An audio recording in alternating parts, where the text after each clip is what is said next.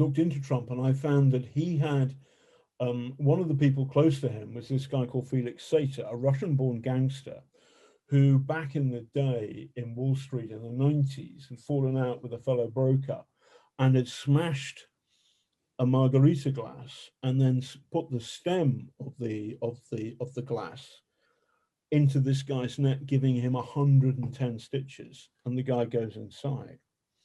When he's inside, then he teams up with the Gambinos for a pump and dump scam worth $40 million, pumping up a share price, which is shit. And then they pull out, other suckers come in, then they pull out. Then he does something, Soviet Union falls, and he ends up doing, this is Felix Sater, he ends up working, I think, for the agency, buying Stinger missiles from the in Afghanistan, using cutouts or whatever. He does something which means that they let him out earlier, and then he ends up in the Trump organization. But this guy is a gangster, thick with organized crime.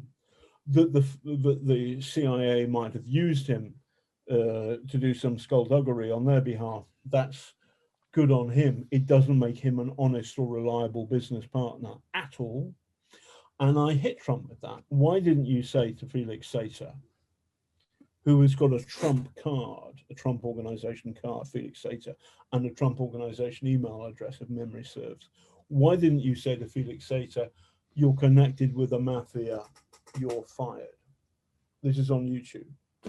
And Trump says, John, maybe you're thick, but in the United States, we have a contract and you can't break the contract. Now, actually, down the track, I did a film for BBC Newsnight.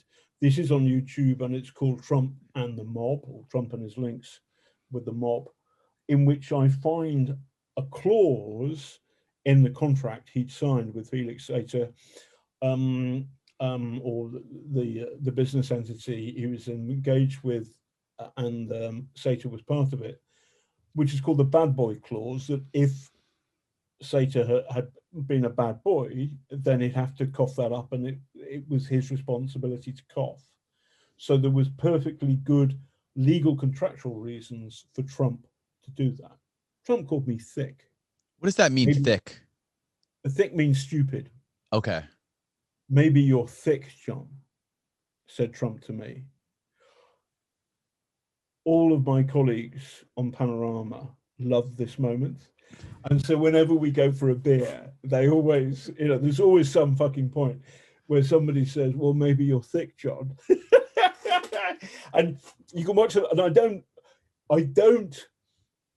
don't say anything, but you can tell from my face that I don't like it because, I wear glasses. I've written 12 books. I'm clever. I don't have to I went to the London School of Economics. I'm not that clever, but I'm not thick. Anyway, never mind. But the point is that Trump has worked out perfectly how to hit me. But this isn't my first rodeo, and I roll with it. And then I say, but I press him on it. And then Trump says, listen, I've got to go to a meeting.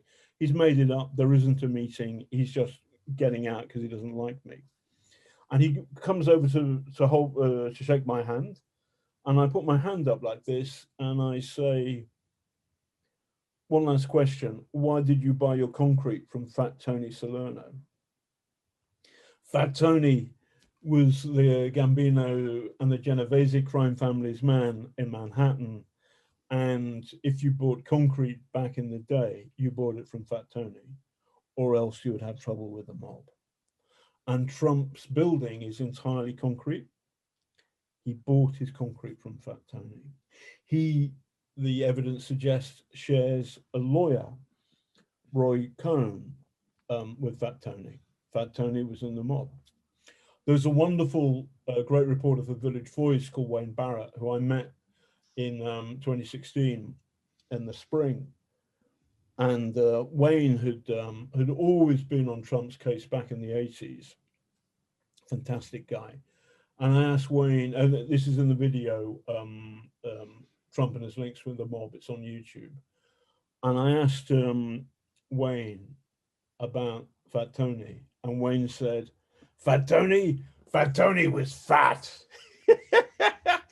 It's a great piece of telly. Honestly, it's lovely.